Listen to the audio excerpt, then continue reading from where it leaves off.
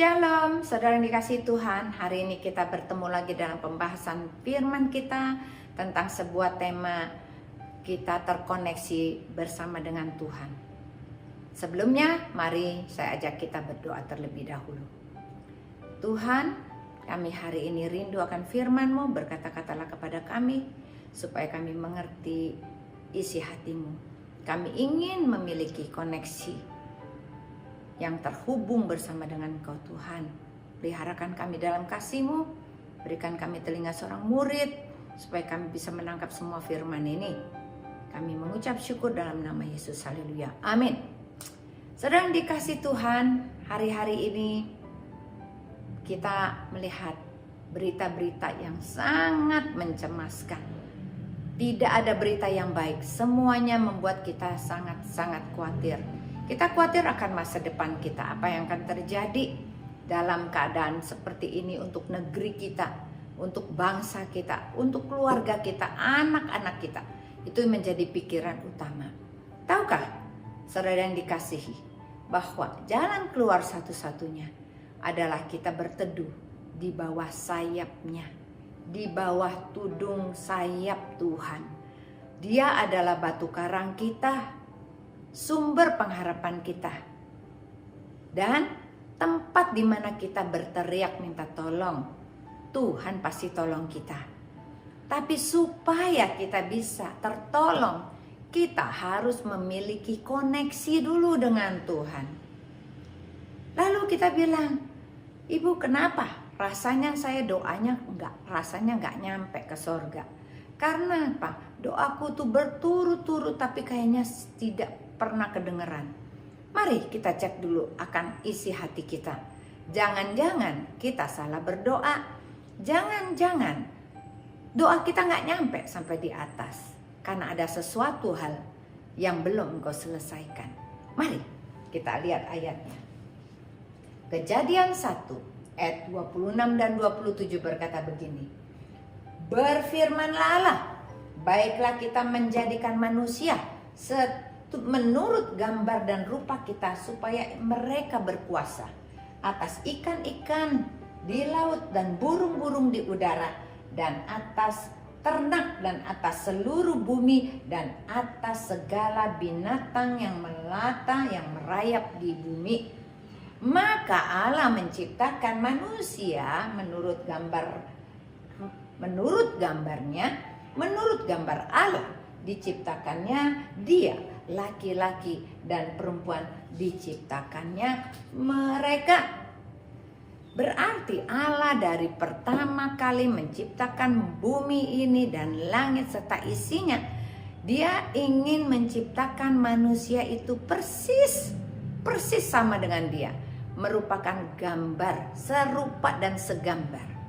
Makanya hari ini kita bisa melihat betapa hebatnya manusia itu bisa menciptakan berbagai bentuk gedung-gedung yang hebat, pesawat terbang, pesawat luar angkasa, hotel-hotel yang mewah, kapal pesiar, mobil-mobil, bahkan teknologi canggih, handphone dan semuanya dibuat oleh manusia. Bukankah sudah terjadi apa yang Tuhan nubuatkan? Baiklah kita menciptakan manusia segambar dan serupa dengan kita. Ternyata manusia adalah ciptaan Tuhan yang paling luar biasa, yang bisa menciptakan banyak hal-hal yang baru. Banyak hal-hal yang saat ini kita nikmati itu karena manusia yang menciptakannya. Hari ini kita akan bahas tentang apa yang menjadi tugas manusia setelah diciptakan Tuhan. Tadi dibilang suruh berkuasa atas ikan-ikan di laut, atas ternak, ya, atas segala ciptaannya yang di muka bumi ini. Kita harus bisa berkuasa. Tugas manusia. Yuk, mari kita mau belajar. Yohanes 17 ayat 3 berkata begini. Inilah hidup yang kekal itu, yaitu bahwa mereka mengenal Engkau, satu-satunya Allah yang benar, dan mengenal Yesus Kristus yang Engkau utus. Berarti tugas utama manusia kita mengenal pencipta kita. mengenal Allah, mengenal Yesus. Lanjut, Roma 3 ayat 23. Karena semua orang telah berbuat dosa dan telah kehilangan kemuliaan Allah. 1 Yohanes 1 ayat 9. Jika kita mengaku dosa kita, maka Ia adalah setia dan adil, sehingga Ia akan mengampuni segala dosa kita dan menyucikan kita dari segala kejahatan. Manusia cenderung berbuat dosa. Kenapa manusia ciptaan Allah yang dikasihi sering cenderung berbuat dosa? Karena manusia hidup di dunia. Dunia ini dan isinya sudah diberikan kuasa kepada iblis. Nah, iblislah yang setiap hari berada di sekitar kita. Lalu Tuhan berkata begini, walaupun engkau ada di dunia ini, tetapi engkau yang nomor satu tugasmu adalah engkau harus mengenal aku, yaitu mengenal Allah Bapa dan mengenal Yesus Kristus yang sudah Allah utus. Tugas kita mengenal Allah kita, mengenal Bapa kita. Setelah itu kita mengenal Yesus Kristus, sehingga pikiran-pikiran kita yang utama adalah memikirkan kerajaan Allah, bukan memikirkan kerajaan dunia. Karena semua yang ada di dunia ini akan lenyap, tidak ada satupun yang akan tetap. Yang tinggal tetap yaitu kerajaan Allah serta kemuliaannya, itu yang akan kekal selama-lamanya. Mana yang engkau mau pilih? Kalau engkau mengasihi dunia, maka engkau akan mati. Tetapi kalau engkau mengasihi Tuhan Allah Bapa dan mengasihi Yesus Kristus, maka engkau akan hidup. Karena itu Tuhan berkata kepada kita, pikirkanlah perkara yang di atas, bukan di bumi. Karena yang di bumi semua karat dan ngengat akan menghabisinya. Saudara yang dikasihi Tuhan, Tuhan berkata, jikalau kita mengaku dosa kita, maka Ia adalah setia dan adil.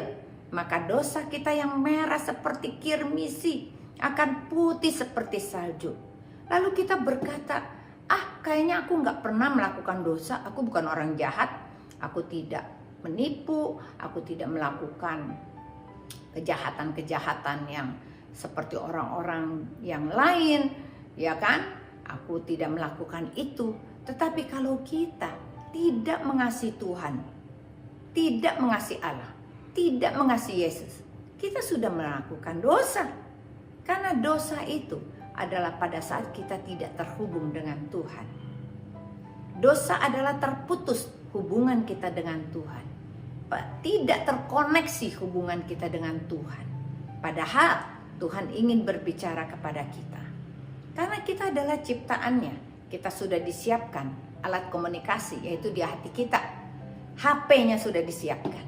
Cuma HP itu harus dicas. Bagaimana kita mencasnya? Kita harus mencari hadirat Tuhan.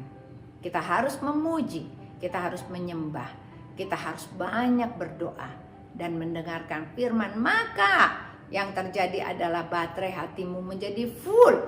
Dan pada saat baterai hatimu full, Tuhan mempunyai akses dalam hatimu, supaya dia bisa mengirimkan voice note, supaya dia bisa mengirimkan video, supaya dia bisa mengirimkan semua yang Tuhan mau.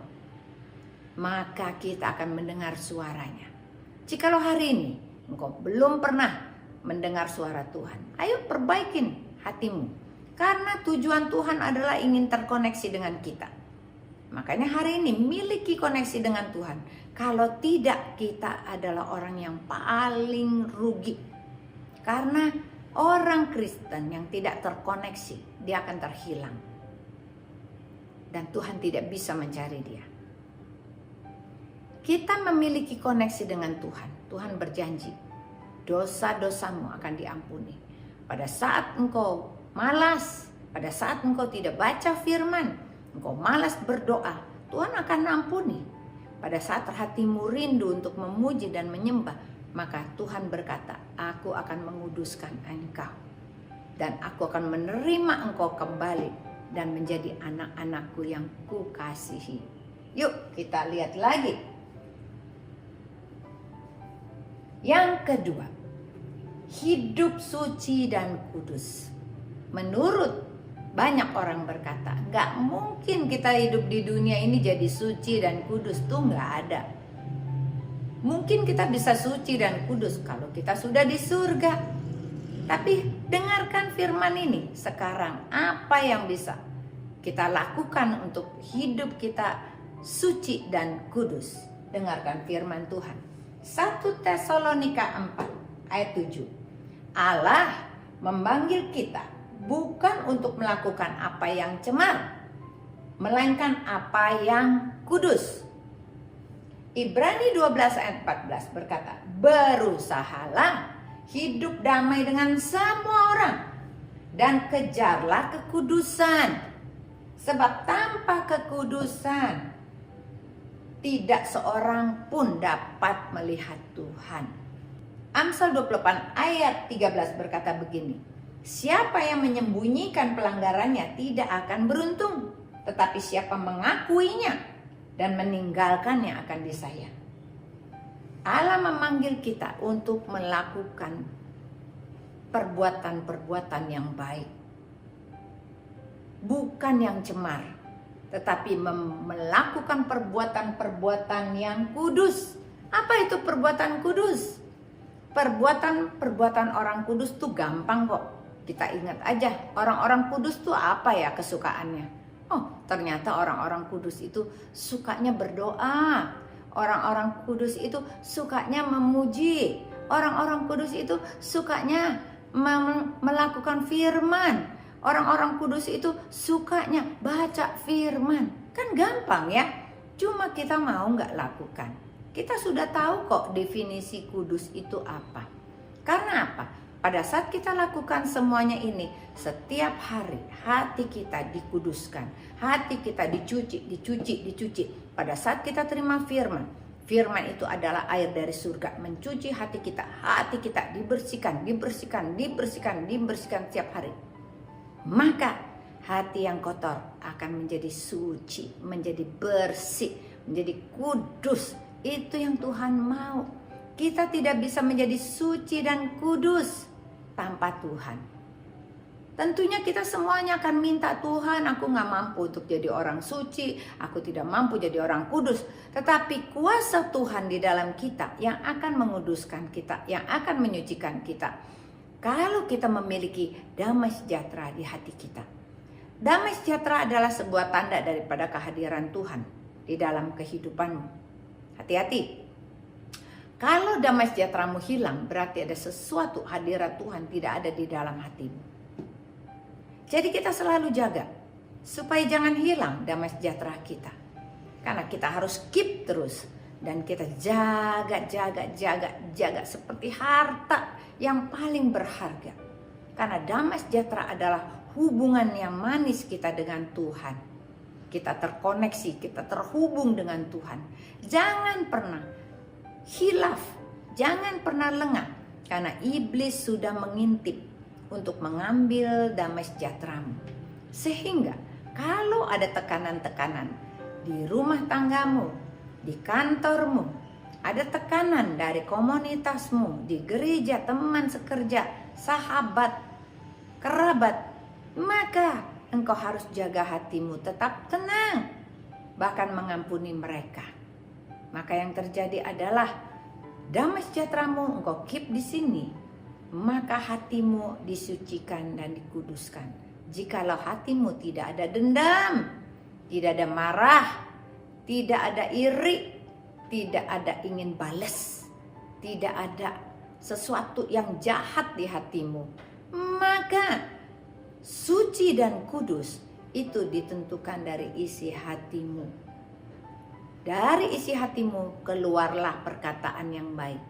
Dari hatimu keluarlah pikiran yang baik. Dari hatimu terjadilah perbuatan yang baik. Ini yang Tuhan mau supaya engkau lakukan. Jangan lengah. Hidup suci dan kudus. Bisakah engkau lakukan? Hal yang terakhir, memuliakan Tuhan. 1 Korintus 10 ayat 31 berkata begini, Aku menjawab, jika engkau makan atau jika engkau minum atau jika engkau melakukan sesuatu yang lain, lakukannya lah semuanya itu untuk kemuliaan Allah. Mazmur 16 ayat 9, Sujudlah menyembah kepada Tuhan dengan berhiaskan kekudusan, gemetarlah di hadapannya hai segenap bumi. Kalau kita makan, kalau kita minum, biarlah pada saat kita makan, kita minum, kita memuliakan Tuhan. Berarti biarlah dalam setiap perbuatanmu setiap hari engkau perlu makan, setiap hari engkau perlu minum. Berarti Tuhan berkata tentang apa yang akan engkau lakukan setiap hari. Kita harus melakukannya bagi kemuliaan Tuhan, supaya perbuatan-perbuatan kita memuliakan Tuhan. Sudahkah engkau lakukan hari ini? Jangan ketinggalan. Tuhan berkata, inilah waktunya supaya engkau bertindak. Jangan lagi pasif, tapi engkau harus menjadi aktif. Orang yang melakukan firman adalah orang yang paling berbahagia. Orang yang melakukan firman itu dikenal Allah. Orang yang melakukan firman dianggap orang benar, orang suci, dan orang kudus. Maka engkau menjadi orang-orang yang demikian. Baik, Tuhan Yesus memberkati. Mari kita berdoa. Dalam nama Yesus. Terima kasih Bapa untuk firman-Mu, ajar kami lebih dalam lagi, bahwa kami bukan hanya sekedar memiliki koneksi dengan Engkau, tapi kami harus berusaha hidup kami sungguh-sungguh memuliakan Engkau. Kami mau melakukan apa yang menjadi tugas kami sebagai manusia. Tugas kami adalah mengenal Engkau ya Aba ya Bapa, dan mengenal Yesus Kristus sebagai Tuhan kami.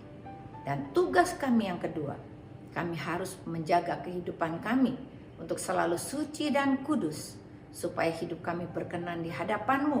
Bukan karena kami mampu melakukannya, tapi kami ada roh Tuhan yang ada di dalam kami yang memampukan kami untuk melakukannya. Dan biarlah hidup kami selalu memuliakan Engkau setiap hari. Di mana kami berada, ada kehadiran-Mu bersama dengan kami. Terima kasih Bapa untuk firman-Mu, meteraikan dalam hati kami, dan biarlah itu menjadi berbuah-buah yang lebat dalam kehidupan kami.